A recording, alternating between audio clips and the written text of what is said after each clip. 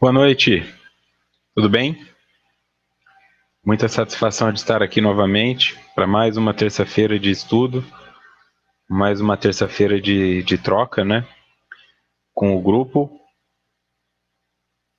Feliz porque a frequência da sala tem se mantido, né? E normalmente em estudos dessa ordem, à medida que vão aprofundando, há uma tendência a diminuir. Deixo aqui então o meu boa noite a todos vocês que estão acompanhando aí pela Rádio Amigo Espírita, a vocês que acompanham pelo YouTube, vocês que acompanham pelo SoundCloud, muito obrigado por prestigiarem o nosso trabalho e fortalecendo cada dia aí, motivando para continuarmos.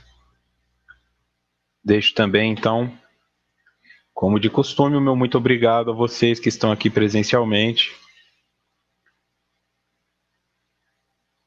Agora já dominando o mundo, Cláudia do Rio de Janeiro, Virginia Etiello de Porto Alegre, a Deise e o Allan Kardec do Rio de Janeiro, Silvana de Jundiaí, Ana Carolina da Irlanda, o Celso de Ponta Grossa, Janete de Tijucas também sempre aqui, Lorene de BH, Sebastião de Cornélio Procópio, a Cristina de São Mateus no Espírito Santo, Fábia de Goiânia, o Expedito de Trindade em Pernambuco, André Luiz de Campo Grande, o Roberto lá do Japão que acompanha antes de ir para o trabalho, o Dioclésio de São João del Rei, Minas Gerais, Luciene de São Gonçalo do Sapucaí, Silvia de Ribeirão Preto,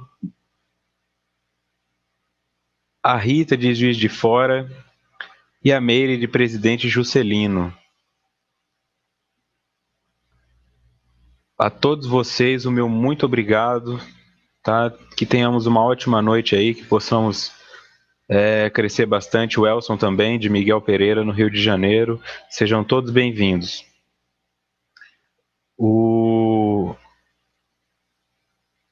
estudo de hoje, então, aqui já estamos com quase todos os continentes representados, faltando a África e a Oceania, mas vamos lá.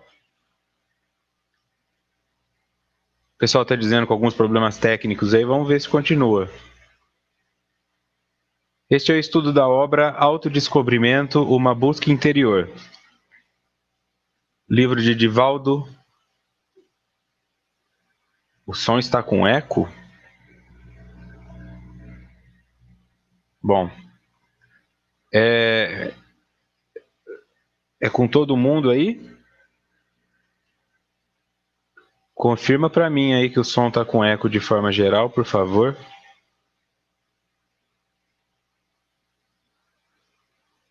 Só para nós seguirmos tranquilos aí.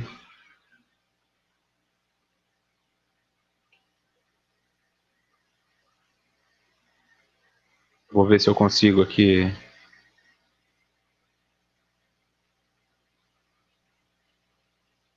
Som normal então tá bom. Tentem reiniciar. Se o som tá legal em alguns lugares e ruim em outros, talvez porque eu não tenho nada alterado aqui, né? Ok, então vamos lá. Hoje é o encontro de número 18, capítulo 2, equipamentos existenciais, 2.2, conflitos e doenças, parte 3.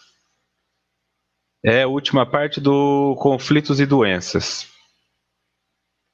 Continuando então de onde nós paramos na semana passada, estávamos falando sobre a criança desamada.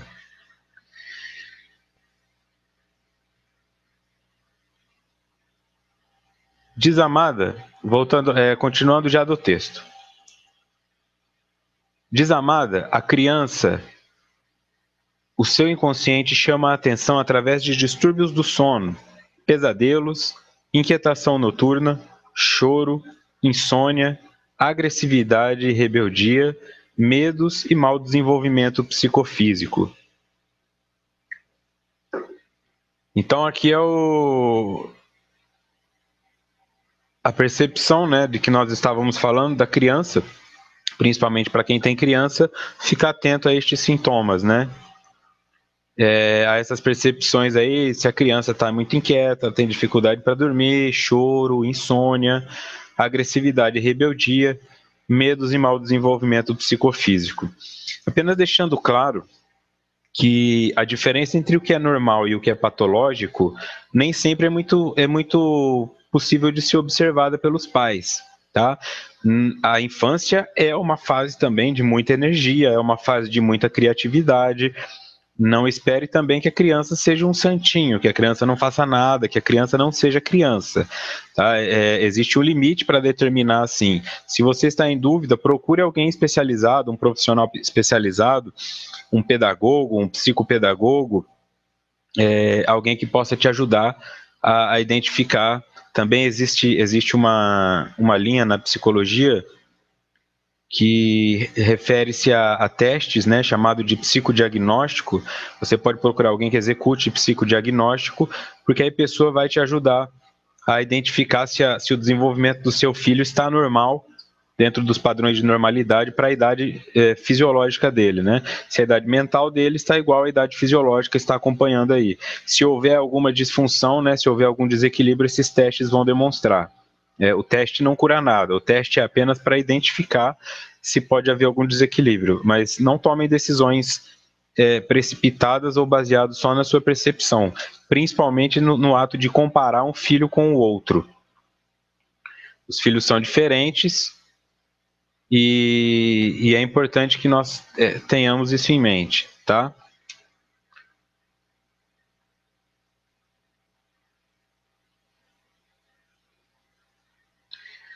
Continuando. O amor é alimento para a vida, que atua nos fulcros do ser e harmoniza os equipamentos eletrônicos do perispírito, responsáveis pela interação espírito-matéria. Aqui eles já estão colocando novamente qual que é a importância do amor, né? Qual que é a função do amor para o ser humano, para o espírito. O amor é alimento para a vida, que atua nos fulcros do ser e harmoniza os equipamentos eletrônicos do perispírito, responsáveis pela interação espírito-matéria. Tá? Então, essa é a necessidade do amor. Harmonizar os equipamentos eletrônicos do perispírito, responsáveis pela interação espírito-matéria. Quer dizer, se não houver amor, se não houver uma quantidade de amor suficiente para o desenvolvimento daquela criança, as interações espírito-matéria serão afetadas. Então, naturalmente, vão surgir dificuldades nessa parte, essa parte psicomotora, a probabilidade de surgimento de doenças também aumenta, ou a incapacidade clara do corpo em somatizar. Né? A criança não consegue referir muitos sintomas claros fisicamente, mas aí aparecem essas insônias, aparecem essas inquietações noturnas. Isso. Quem está sem, quem tá sem som e imagem, vou deixar aqui no chat, ó, e reinicia, porque está funcionando para a maioria aqui. Por isso devemos amar uns aos outros, como bem lembrado pela Ana.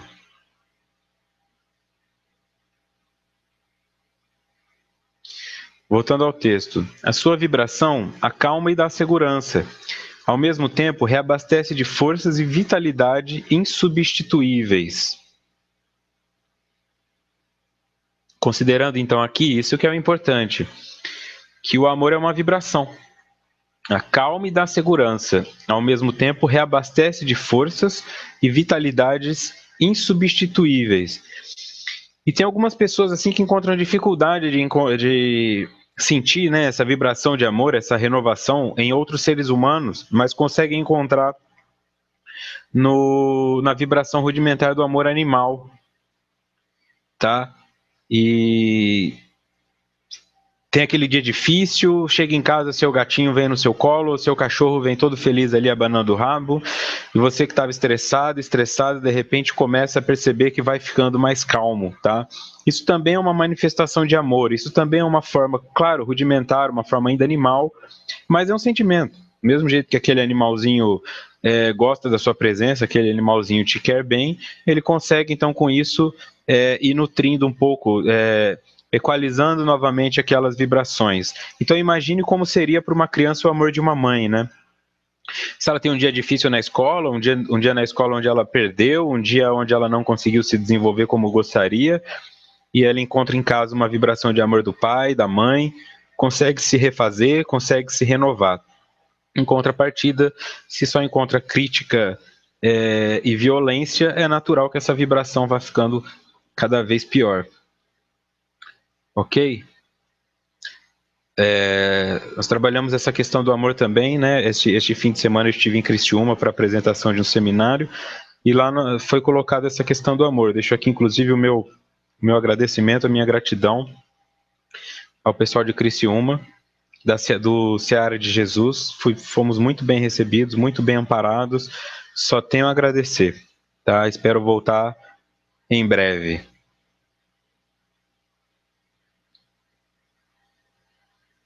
Então aqui, ó, nota do expositor, o Evangelho segundo o Espiritismo, capítulo 11, amar ao próximo como a si mesmo, que é o tema que foi levantado pela Ana aqui no chat.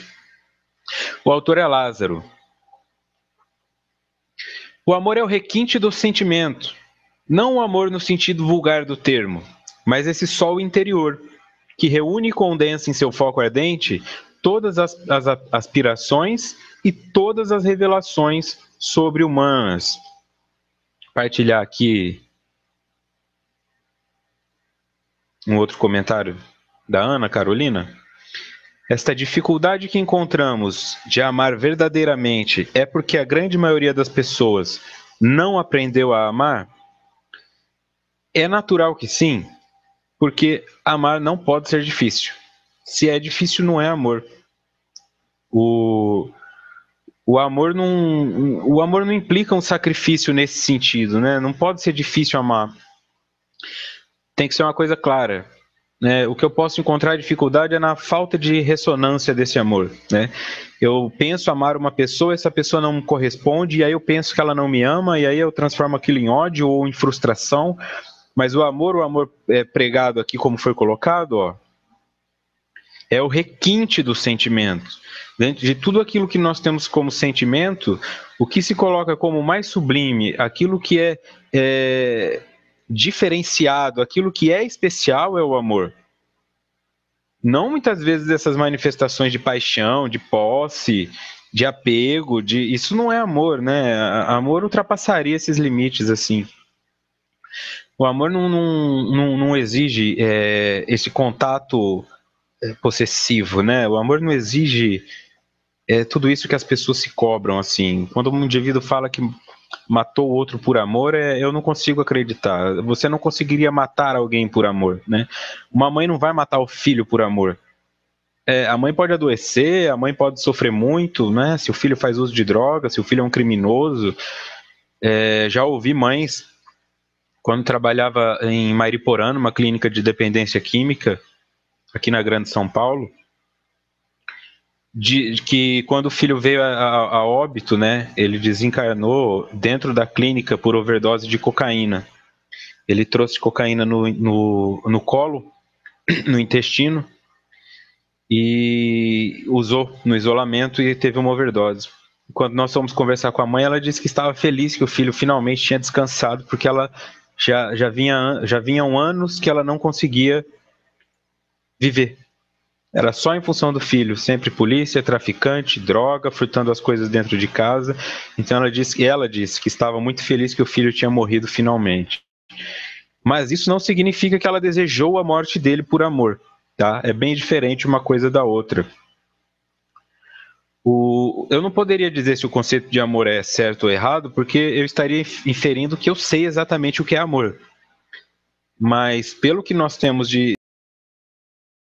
principalmente, que pede que nós amemos até os inimigos, o amor tem que ser alguma coisa que ultrapassa a reciprocidade. O amor tem que ser alguma coisa que ultrapassa a posse, né? Jesus foi para a cruz sem o apoio das pessoas e ele teria ido sozinho, como ele foi sozinho, né? Um ou outro que estava ali ajudando ele, mas ele não estava ali por nós, para que nós devolvêssemos isso a ele. Eu vou fazer isso pela humanidade, para que a humanidade me ame. Ele amava, então ele fez isso apesar de termos criticado, apesar de termos crucificado, né? Então, a mãe ama incondicionalmente, o pai ama incondicionalmente, o filho pode amar incondicionalmente, mas essa ligação, às vezes, que nós temos de namoro, que eu vejo muito em rede social, as pessoas estão há 2 meses juntos, já montam um perfil de Facebook só para os dois, e eu te amo para sempre, você é o amor da minha vida, nós vamos ficar juntos eternamente.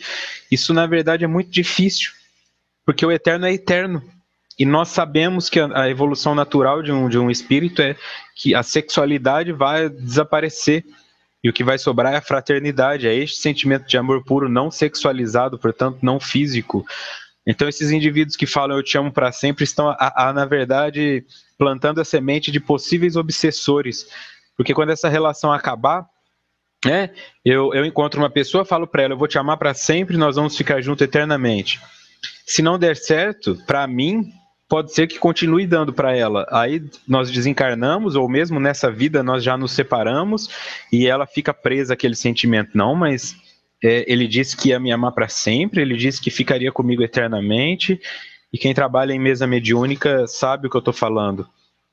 Aparecem muitos desencarnados reclamando, assim, cobrando um amor que foi prometido. Tá? Então temos que tomar muito cuidado com isso. Porque o aqui agora eu posso associar, nossa, a sensação que eu tenho agora é que eu vou te amar para sempre, mas prometer que eu vou amar uma pessoa para sempre é impossível, né? Acredito que só uma mãe e um pai podem fazer isso por um filho, mas um homem para uma mulher é bem arriscado, tá? É um arquétipo, né? Nós vemos em novelas, assim, nos livros, o viver felizes para sempre, né? A princesa e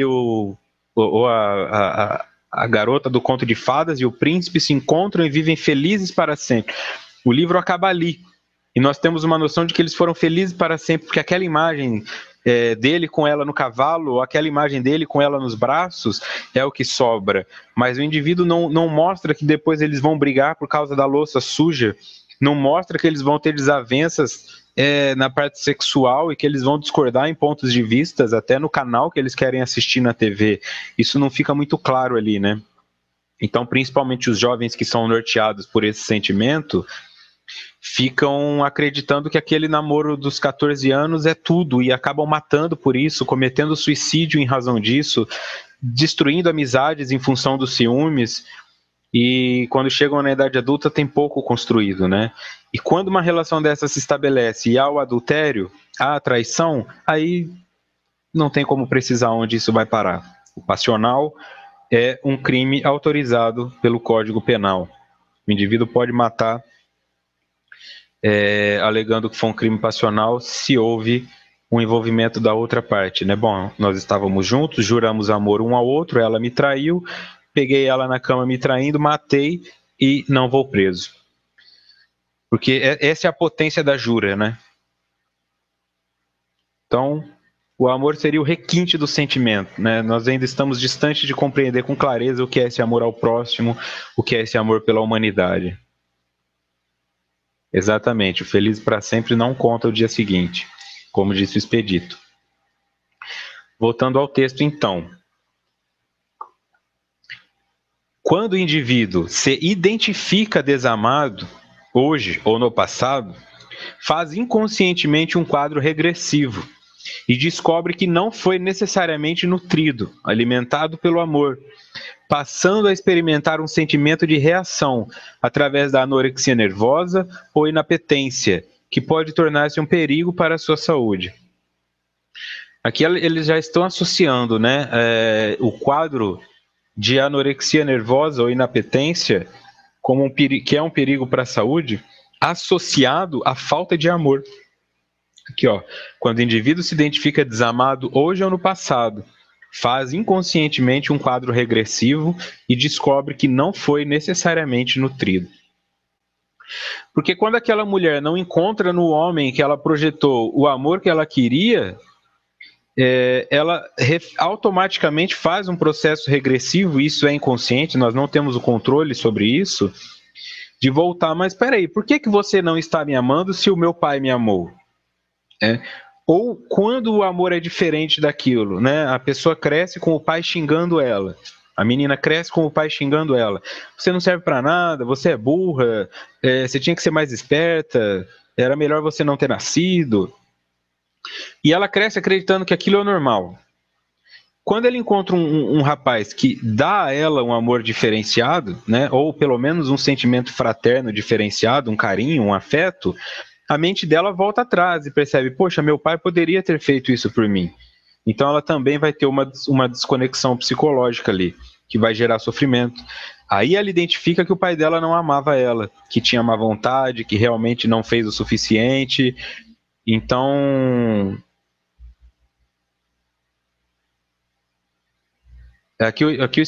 então fica evidente essa desconexão, né? Quando nós percebemos que neste momento não estamos sendo amados, eu não fui promovido no emprego, eu achei que eu mereceria, eu fiz de tudo pelo meu filho e agora que ele arrumou uma namorada, ele nem para em casa. Então, neste momento, quando identificamos um sentimento de desamor, nós vamos em direção ao passado, tentar encontrar fontes daquilo e percebemos que o que estamos buscando no outro é algo que faltou do que esperávamos dos nossos pais. Uma correção aqui vinda do expedito. O Código Penal não autoriza. É uma causa de redução penal quando o indivíduo mata o outro alegando violenta emoção, mas há condenação embora pena menor. Então tá aí, corrigido. É considerado que se eu não tenho controle das minhas emoções, eu não devo pagar da mesma forma que aquele que premeditou o crime, né? Mas muitas vezes o indivíduo que disse, eu vou te amar para sempre, eu vou ser só seu para sempre, desencarna na condição de vítima e quando chega do outro lado descobre-se cúmplice. Você causou isso porque você prometeu aquilo a ela, né? Você criou aquela expectativa no outro. Então, o grau de frustração é baseado na expectativa que você criou no outro. Mas, ela me matou. Sim, te matou, baseada também em recursos que você promoveu. Então, você se torna, em parte, também cúmplice do seu próprio assassinato. Tomar muito cuidado.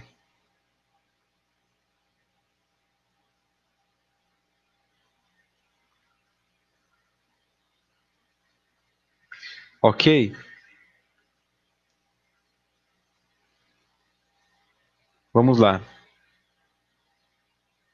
Aqui a nota do expositor. Você que está acompanhando na rádio aí ou pelo áudio, se puder depois dar uma olhada no YouTube. A anorexia é um distúrbio alimentar associado à autoimagem, no qual a pessoa não consegue aceitar seu corpo de forma como ele é, ou tem a impressão de que está acima do peso em níveis acima da realidade. Essa imagem aqui define bem, né, como é a mente de uma pessoa anoréxica ou anorética, né, os dois termos estão corretos. Trata-se de um distúrbio alimentar associado à autoimagem. Então, o primeiro passo é que o indivíduo, a mulher ou o homem, mas a anorexia ela é presente em 90% dos casos na mulher, então ela é uma doença muito mais associada ao feminino. E em se tratando de energias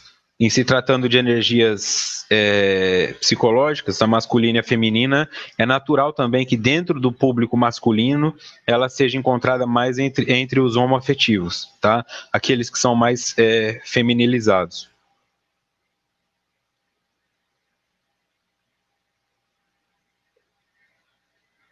Por que se trata de um distúrbio alimentar, né? Quando o indivíduo olha no espelho e enxerga a diferença, né, nessa autoimagem, ela se enxerga muito mais gorda ou outras percepções que ela pode ter, né? Não é que o indivíduo só se enxerga obeso, né? Não é que o indivíduo só se enxerga acima do peso. Ela também pode enxergar outras coisas que vão levar a outros comprometimentos.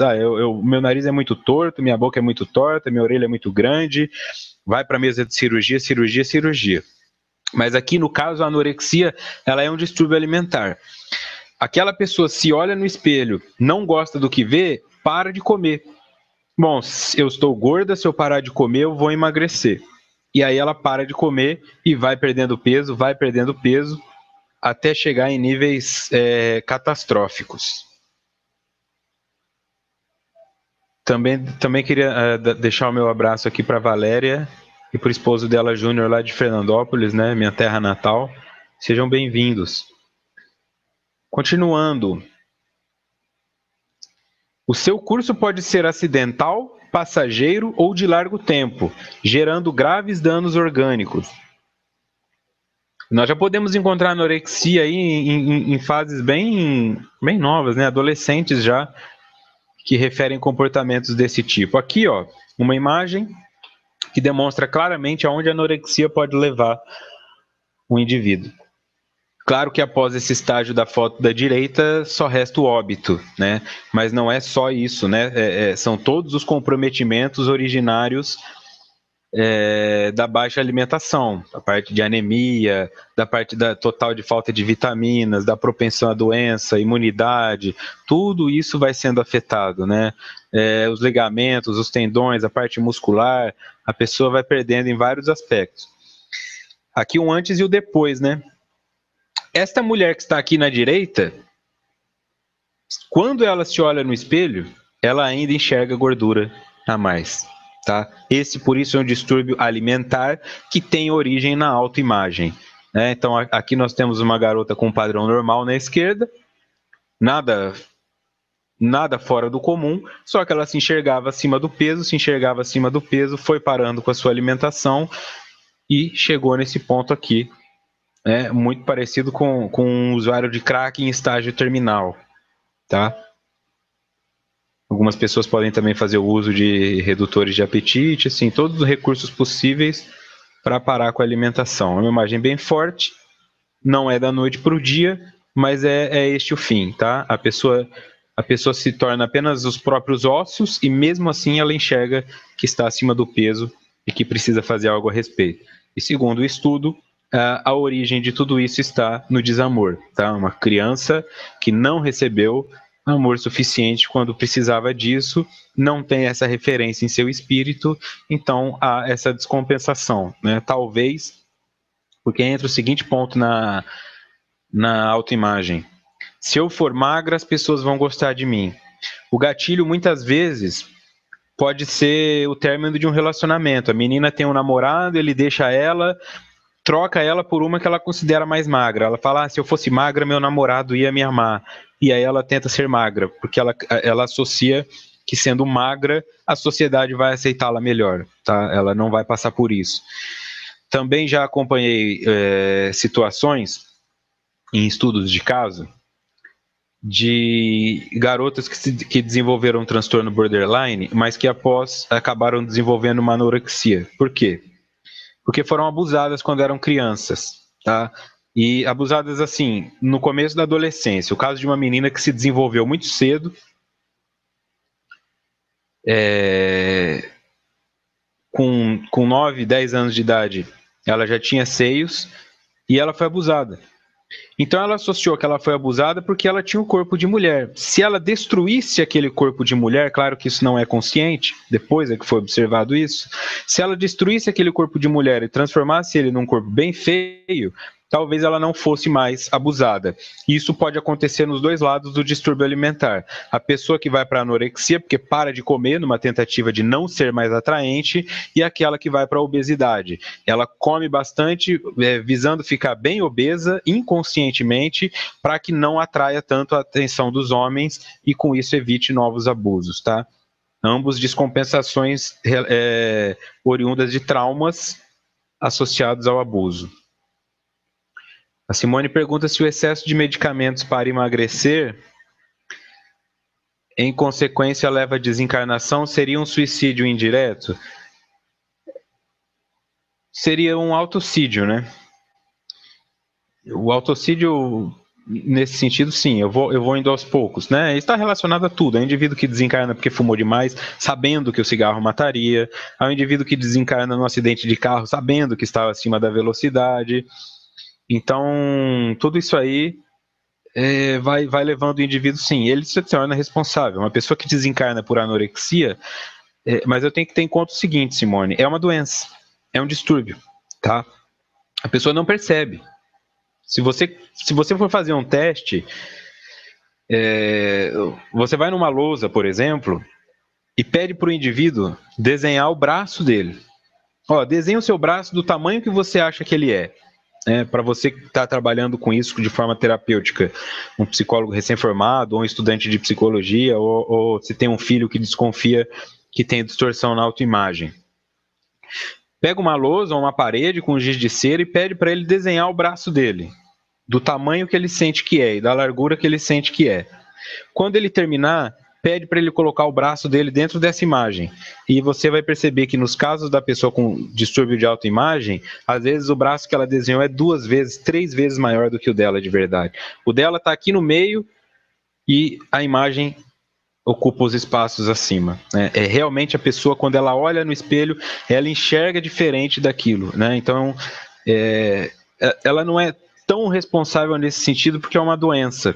Seria como responsabilizar um esquizofrênico pelo suicídio. Tem que tomar um pouco de cuidado com isso aí. A anorexia é um distúrbio alimentar que tem como origem a distorção da autoimagem. Voltando ao texto.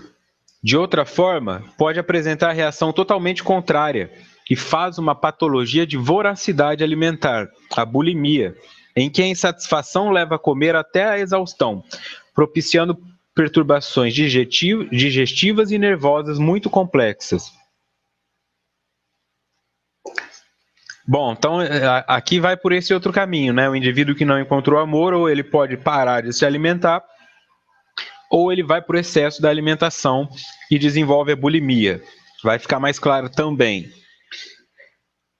Ainda ocorrem nesse capítulo os casos de vômitos nervosos, em que o alimento é expelido por automate às contrações do estômago e pelos distúrbios gástricos, levando o paciente ao enfraquecimento, à desnutrição.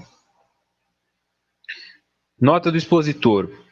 A bulimia é um distúrbio alimentar no qual uma pessoa oscila entre a ingestão exagerada de alimentos, com um sentimento de perda de controle sobre a alimentação, e episódios de vômitos ou abuso de laxantes para impedir o ganho de peso. Ok. Então, ali, vamos lá. O indivíduo procura a anorexia como uma forma de enxergar-se mais magro do que ele é. São 2 doenças distintas, a anorexia e a bulimia. Ambas são transtornos alimentares. O caso é que na bulimia, a pessoa come muito. Ela sente uma necessidade incontrolável de se alimentar. Só que quando ela termina, ela sente culpa por ter feito isso, porque ela teme engordar. Aí ela provoca vômito. Ela vai provocando vômito, chega uma hora que ela nem precisa mais provocar o vômito, já é automático. Ela termina de comer, ela só precisa olhar para o vaso sanitário ou para a pia e o próprio organismo dela já coloca aquilo para fora. Né? Então ela tem a sensação neurológica de ter se alimentado, mas ela não fica com os nutrientes dessa alimentação. Uma das consequências deste comportamento é a anorexia. Por isso ligam muito a bulimia com a anorexia. Eu vou vomitando tudo que eu ingiro, eu não absorvo nutrientes, naturalmente eu vou me tornar anorético, tá? Então, uma coisa que dá para perceber isso aí. O nosso cérebro tem um tempo para perceber algumas ações que nós estamos realizando. Então, se eu como muito rápido, ele não teve tempo ainda de interpretar que eu já estou satisfeito. Então eu como mais. O indivíduo que come rápido, quase sempre ele come mais. Ele sempre dá uma estufada. Se for na churrascaria, então Deus me livre. Então, quando essa pessoa associa esse comportamento de comer demais, o indivíduo ele come demais porque ele está comendo rápido. O cérebro dele não registra que ele está comendo. Então ele come mais do que precisa. E naturalmente acaba também ficando com soluço e gases, né? O indivíduo que come devagar, o cérebro tem tempo de perceber que ele já ingeriu aquilo tudo. O indivíduo muitas vezes acredita que o cérebro tem uma resposta automática, mas não é bem assim. Tá? As ligações sinápticas são rápidas, mas toda a interpretação às vezes leva um tempo. Então, por exemplo, o indivíduo tomou 2 garrafas de cerveja, né? Eu não estou alcoolizado. Ele acabou de tomar o último copo da segunda garrafa e ele pensa, eu não estou tão bêbado, eu aguento tomar mais uma. Quando ele está ali no meio, na metade do copo da terceira, é que a segunda vai começar a agir. Quando ele termina a terceira, ele está mais bêbado do que ele queria. É aí que você vê como a pessoa perde o controle com a bebida, porque ela está tomando enquanto a dose que ela tomou ainda não chegou ao cérebro. Então, aí naturalmente, quando chegarem todas elas, o indivíduo tem um coma alcoólico, o indivíduo passa mal. Com a alimentação é a mesma coisa. O indivíduo então come muito, o cérebro não registra que ele comeu e ele continua com fome. Quando o cérebro registra que ele comeu, registra uma insatisfação porque ele comeu demais, aí ele passa mal. O bulímico, então, ele faz a alimentação até sentir que está satisfeito. Quando a fome desaparece, porque a fome é uma manifestação também do sistema nervoso central para dizer que está faltando alimento. Quando a fome desaparece, ele provoca o vômito. Então ele fica sem a fome, com a ilusão de que recebeu os nutrientes. Naturalmente, tende a desenvolver também uma anorexia ou outros quadros relacionados à anemia e falta de vitaminas de forma geral.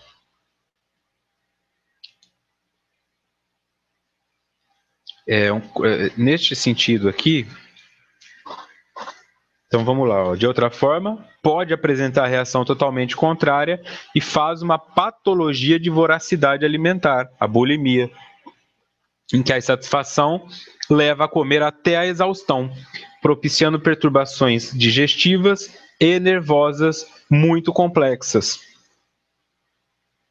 Ainda ocorrem nesse capítulo os casos de vômitos nervosos em que o alimento é expelido por automáticas contrações do estômago e pelos distúrbios gástricos, levando o paciente ao enfraquecimento e à desnutrição.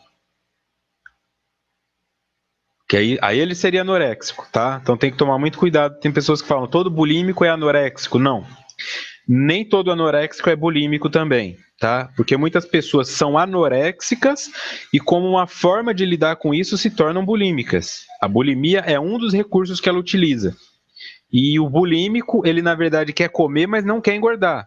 E ele acaba se tornando anoréxico, mas ele não tem necessariamente uma distorção na autoimagem. Tá claro isso aí?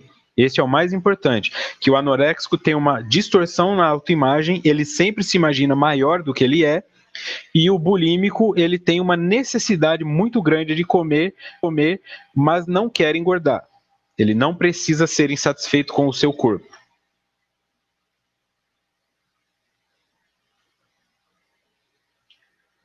Seguindo então, no texto, indigestão, dispepsia nervosa, diarreia, prisão de ventre fazem parte dessa patogênese decorrente da ausência de amor, no capítulo da reencarnação do espírito. Aí também tem a diarreia, porque como foi colocado lá, esses indivíduos muitas vezes fazem o uso de laxantes de forma exagerada. O indivíduo vai usando laxante, e tudo aquilo que nós utilizamos para forçar o nosso corpo a uma ação, depois de um tempo começa a se tornar automático, né? Então tem pessoas, por exemplo, que não vivem sem aqueles rinossoro, sorine.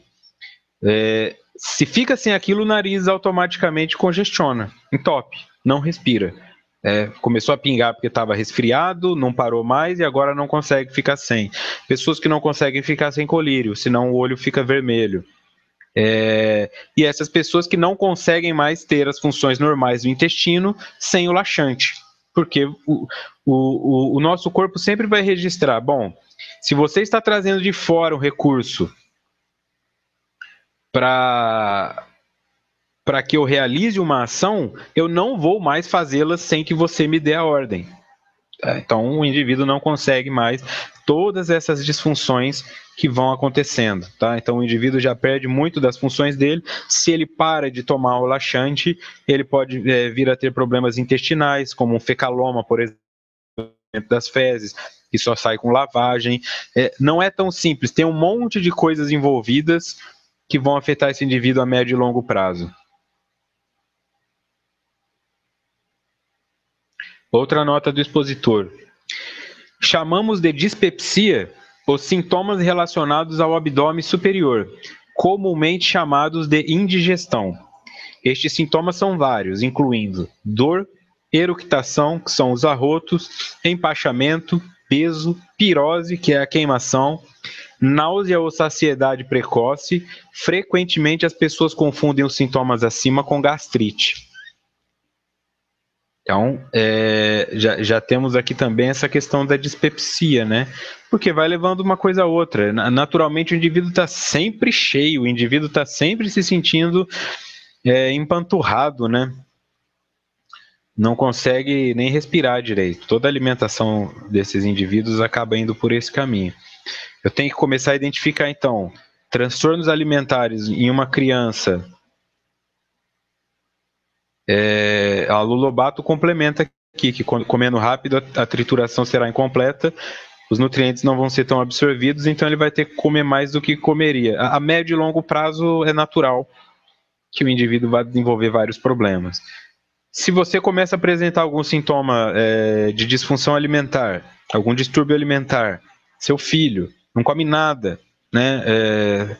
Seu adolescente que está aí em casa, percebe que ele está vomitando, se tranca muito no banheiro, está comendo bastante na sua frente, mas está emagrecendo, começa a ficar atento, porque tanto a anorexia como a bulimia podem levar o indivíduo ao óbito, sim.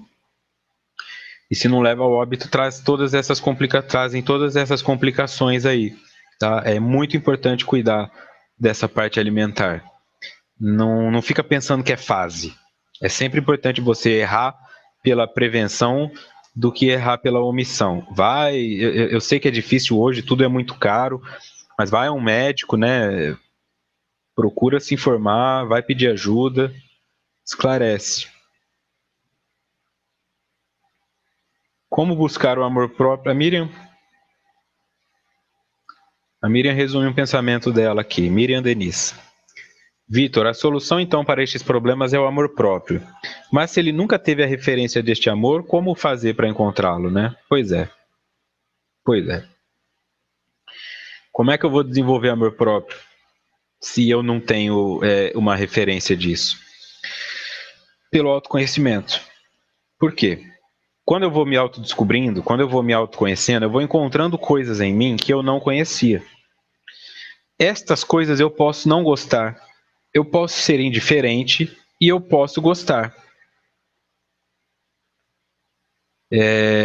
Quando o indivíduo se manifesta nesse sentido, ele pode começar a se apaixonar por si mesmo, percebe? Então, o processo de amor próprio não é uma coisa, amanhã eu tenho amor próprio, pronto, agora eu vou cuidar de mim, isso é amor próprio. Não, o amor próprio continua sendo um sentimento requintado.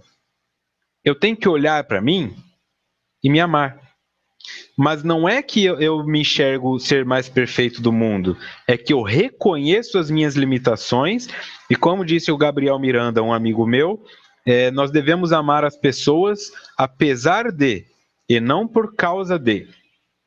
Eu devo amar a mim mesmo também, apesar das minhas limitações, apesar dos meus vícios, e não por causa de. Mas a maioria dos sentimentos que nós temos na humanidade é por causa de. Eu vou ficar com você porque você me faz bem, eu vou ficar com você porque você tem dinheiro, porque você é isso, e nunca apesar de. Aí quando os problemas começam a surgir, a pessoa se afasta. Quantos casais que vão ficar juntos para sempre continuarão juntos se um dos dois se tornar paraplégico? Quantos vão ficar ao lado se um câncer de mama levar a uma necessidade de remoção cirúrgica?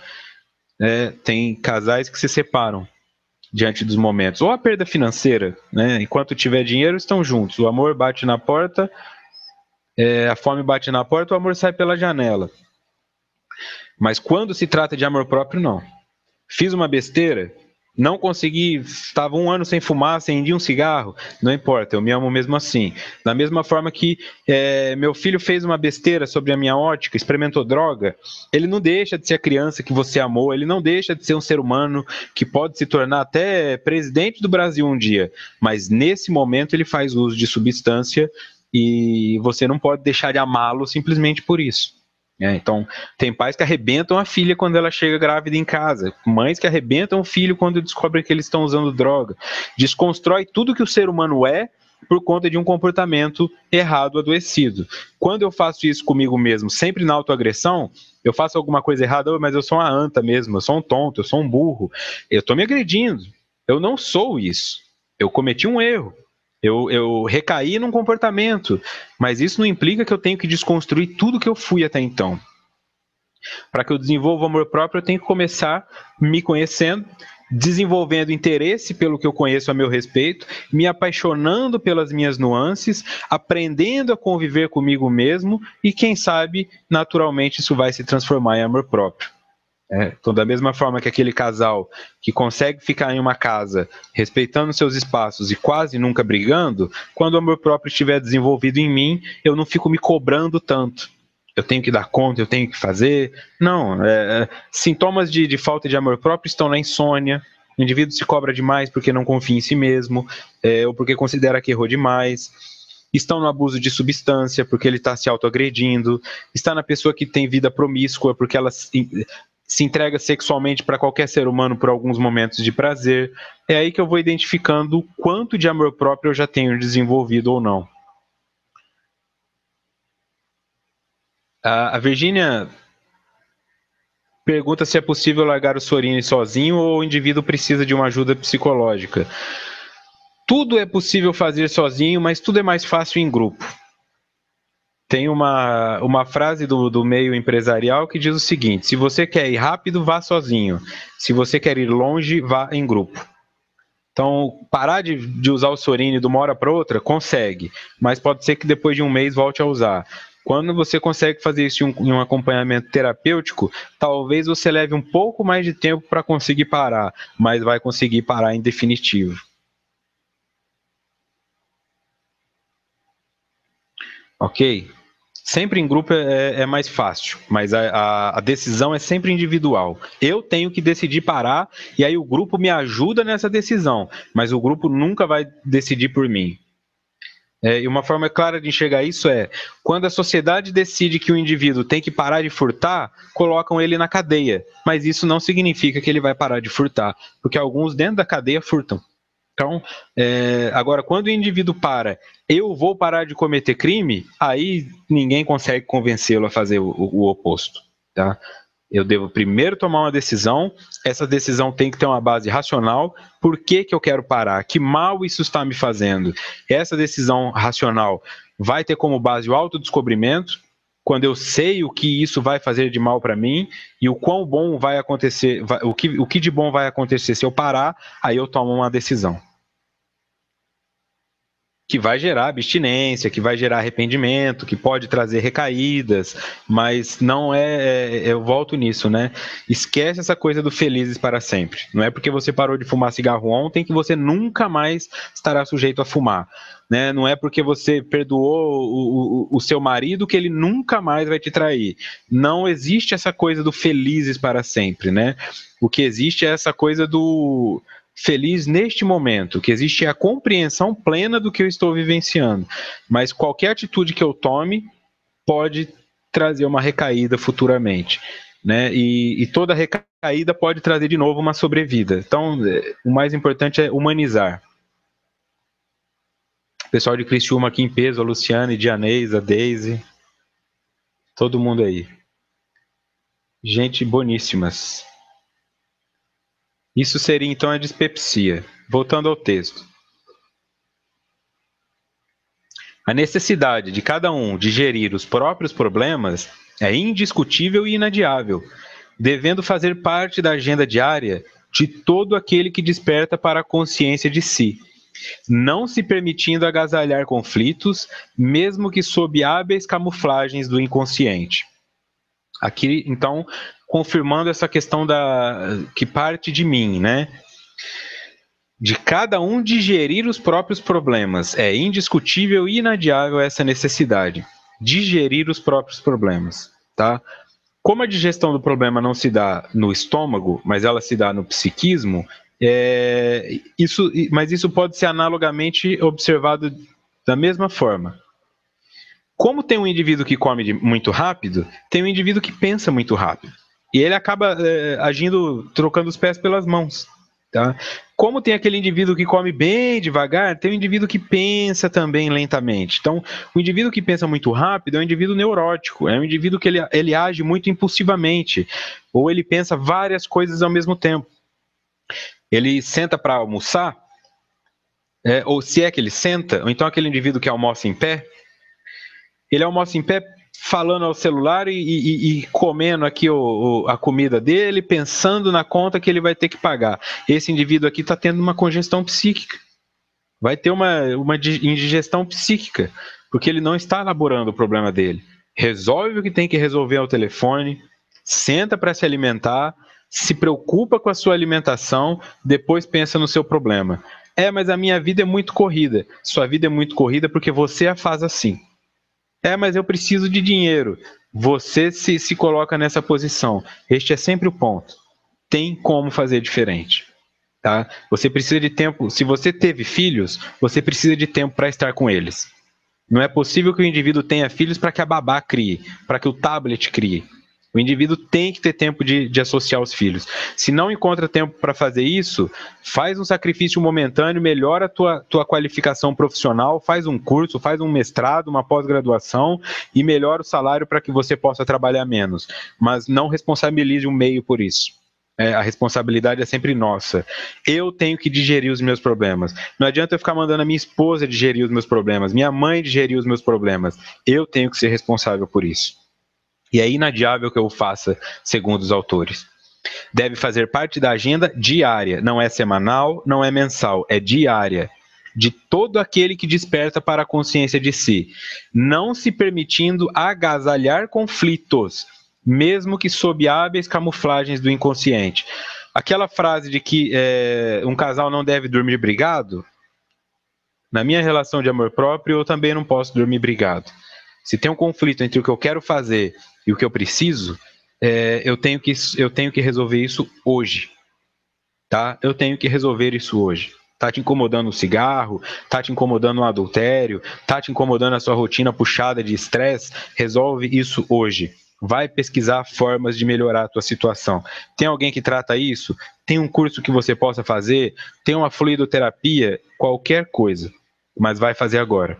Porque senão a tendência é que isso se acumule.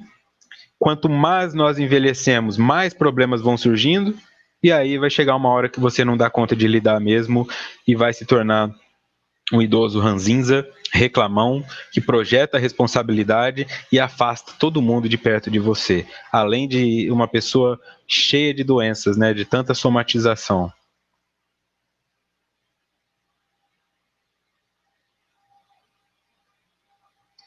A Lu pergunta por que algumas pessoas param de fumar da noite para o dia e outras não conseguem. Eu já falei sobre essa questão aqui, ninguém para da noite para o dia.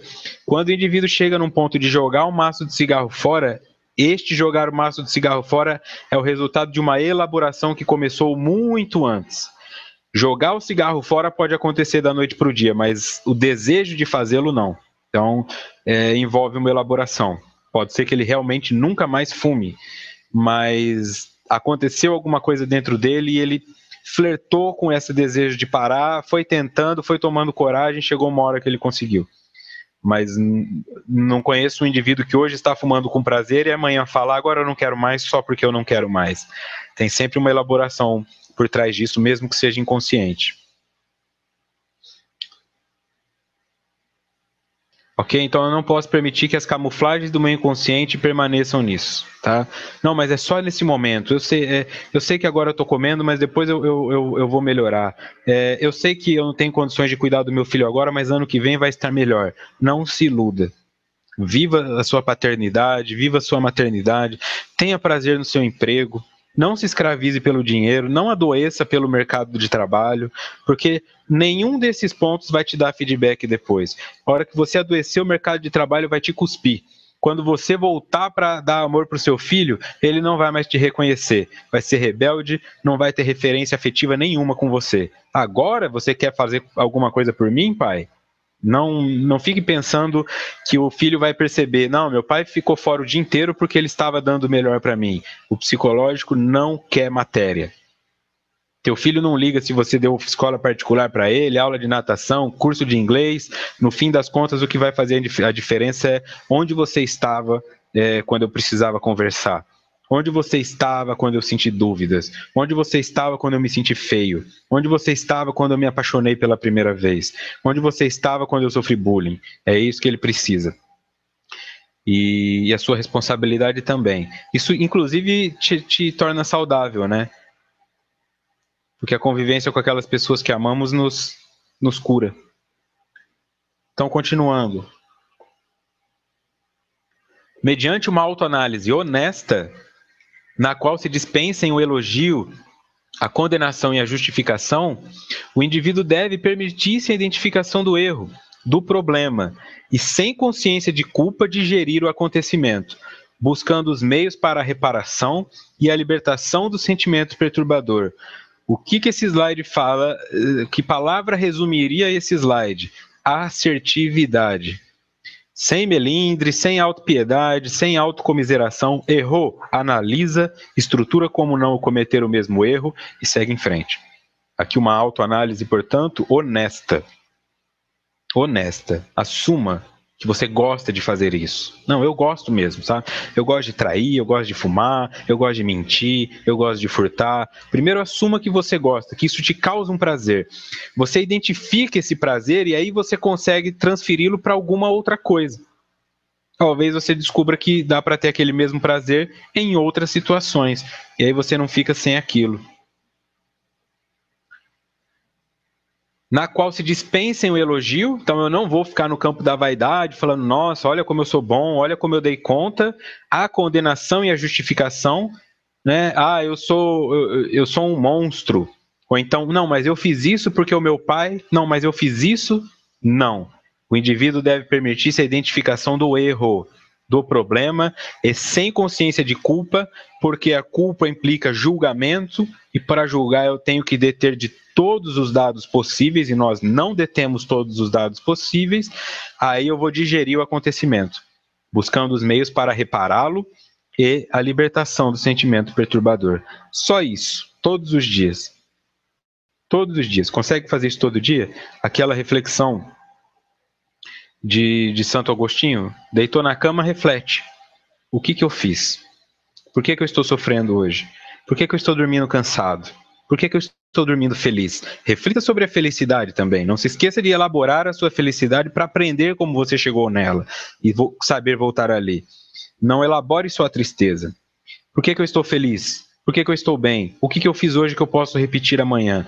Faz isso em coisa de 15 minutos, né? Isso a médio e longo prazo vai te libertar de vários problemas que estão te acometendo agora. Os mais simples terminam bem mais rápido, né? Você já vai dormir melhor, você vai se alimentar melhor, você vai conversar com as pessoas mais consciente, porque as pessoas estão falando com você, você está lá no seu problema, né? Quando você fizer isso, você está no problema da pessoa, né? Vai ser mais assertivo. Imponha limites para você e para o outro, né? Não deixe as pessoas te jogarem os problemas dela e não jogue os seus no outro. Voltando ao texto. Não são poucos os males orgânicos que defluem das emoções e sentimentos nas áreas da afetividade e do comportamento, que podem ser evitados e solucionados graças a uma atitude de boa vontade para consigo mesmo e para com os outros, permitindo-lhes o direito de serem como são, e não conforme gostaria que fossem. Aí dói, né? Eu sei que na sua cabeça você sabe o que é melhor para o seu filho, mas será? Eu sei que você sabe o que é melhor para sua esposa, mas será? Toma cuidado, porque talvez você não saiba o que é melhor para você. Olha aí o tanto de comprometimentos que você está tendo. Olha aí o tanto de pessoas que se afastaram da sua vida e não voltaram, né? Mas que a tua racionalização fez perceber, não, tem gente que é melhor perder do que ganhar. Toma cuidado, né? Começa a refletir e permita que as pessoas sejam quem elas são. Porque elas sendo quem elas são, elas podem evoluir naturalmente. Quando você obriga uma pessoa a ser como você espera, ela se fecha naquela casca. Pode perceber o número de vezes em que você brigou com a sua namorada ou brigou com o seu filho, falou que não queria que ele fizesse as coisas daquele jeito, ele prometeu mudança, mudou por 2 semanas e depois voltou a fazer como fazia. Porque quando não é espontâneo, o outro não muda naturalmente. Ele projeta uma imagem para agradar a tua expectativa. E nisso ele não tem elaboração, ele fica engessado, robotizado. Então, a ilusão daquela mãe e daquele pai é de que eles conseguiram moldar o filho, mas na verdade eles engessaram ele. Na essência, ele continua sendo quem ele era. Só na aparência que houve alteração. E quando ele for coagido pelo meio a reagir instintivamente, ele vai voltar a agir como ele era, porque não houve elaboração. E eu tenho que fazer isso comigo mesmo, permitir ser quem eu sou em atitude de boa vontade para consigo mesmo e para o outro. Se você dá carona para o filho da sua vizinha, se você faz alguma coisa pela sua esposa, se você faz alguma coisa pelo seu chefe, por que você não faz por você? Por que você não leva você para fazer uma caminhada num parque? Por que você não leva você para comer uma pizza quando você conquista alguma coisa? Por que você não celebra a si mesmo, né? Por que sempre precisa do outro? Por que você não se leva para assistir um filme legal e curte aquele filme? Comece a fazer coisas boas para si mesmo, mesmo sendo quem você é. Sem precisar daquele discurso, eu vou tomar, nossa, hoje eu vou sair porque eu mereço. Não, você vai sair porque você quer. A cuidadosa autoanálise, sem caráter exigente nem condenatório, abrirá possibilidades inúmeras para o equilíbrio e ajudará a desenvolver a tolerância em relação aos outros, produzindo harmonia interior. Porque quando eu estou harmonizado, a desarmonia do outro não me afeta, não tem sintonia, então eu passo a tolerar ele melhor. O outro quer fazer desse jeito, deixa ele, né? Eu não preciso brigar. Quando ele manifesta desarmonia, não tem ressonância comigo, então ele fica desarmônico sozinho. E além de tudo, eu ainda talvez consiga harmonizá-lo. Então, ao invés de cair no desequilíbrio dele, eu ofereço a ele o meu equilíbrio. Mas para isso, uma cuidadosa autoanálise, sem caráter exigente nem condenatório. Ok? Quem é você de verdade? Nossa, mas eu tenho que ser perfeito. Tem indivíduo que mente em teste. O indivíduo vai para terapia para identificar o quão doente ele está, aí no teste ele mente para não parecer tão doente. Por favor, vamos embora, né? Vamos aceitar nossas limitações. Você não precisa ser bom em tudo. Você pode ser péssimo em algumas coisas e nem por isso vai fazer de você uma pessoa pior do que o outro. Surgem então os desejos de recuperação pelo trabalho e bem orientada canalização das energias, que se transformam em dínamos geradores de força, que propiciam saúde, bem-estar e harmonia. Olha aqui então, lembra que o desejo é parte da vontade do pensamento? Então o pensamento se forma como uma energia, se eu alimento essa energia, ela se transforma em vontade, portanto desejo. Surgem então os desejos, porque eu fiquei tanto tempo pensando sobre mim mesmo, elaborando os meus conteúdos, que eu passei a ter desejo por recuperá-los, pelo trabalho e bem orientada canalização das energias, que se transformam em dínamos geradores de força, que propiciam saúde, bem-estar e harmonia. As minhas energias que estavam todas dispersas em fazer várias coisas ao mesmo tempo e acabar não fazendo nenhuma, agora, como eu canalizei elas, agora eu vou resolver a minha situação com o meu filho. Eu vou desligar o celular, eu vou desligar a televisão e eu vou sentar com ele para brincar de carrinho. Eu vou resolver a situação com o meu filho adolescente. Filhão, vamos lá, você não quer comprar uma calça nova? Vamos com o papai, vamos com a mamãe. Faça as coisas, mas esteja nelas. Não vai almoçar com alguém e fica atrás da tela do celular. viva as coisas, uma de cada vez, as suas energias elas passam a ser melhor delimitadas, e aí essas energias que estão promovendo adoecimento, inquietação, insônia, gastrite, tudo isso que nós já falamos, vão começar a agir do lado oposto e vão promover cura. Você vai dormir melhor, se alimentar melhor, sorrir mais, vai ter uma relação boa com seus filhos, no seu casamento, com a sua saúde, tudo isso que nós já sabemos. Em coisa de 1 ano você já vai ver uma diferença grandiosa, 5 anos então nem se fala, e assim sucessivamente, até que alcancemos o equilíbrio máximo do espírito. E aqui então fica essa mensagem, né, para que nós nos conectemos com aquilo que fomos no passado, para não ficar repetindo, para que não fiquemos reféns daquilo que fomos no passado. Aqui uma frase do poeta William Wordsworth, um inglês, nota do expositor: o menino é pai do homem. Então a criança interior, aquilo que nós fazemos hoje, é o que vai definir quem eu vou ser amanhã.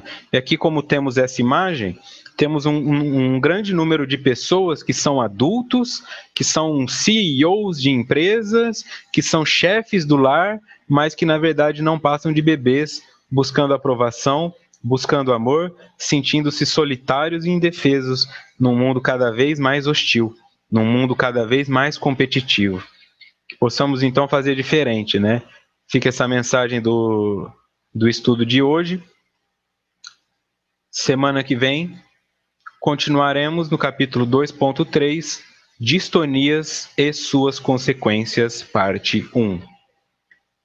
Meu muito obrigado a todos vocês, obrigado a José Aparecido, obrigado à Rede Amigo Espírita por fornecer o espaço, por trabalhar na divulgação, cada vez melhorando aí a dinâmica do estudo. Muito obrigado a todos vocês que compartilham, divulgam o estudo, já estamos aí na casa dos 70 participantes.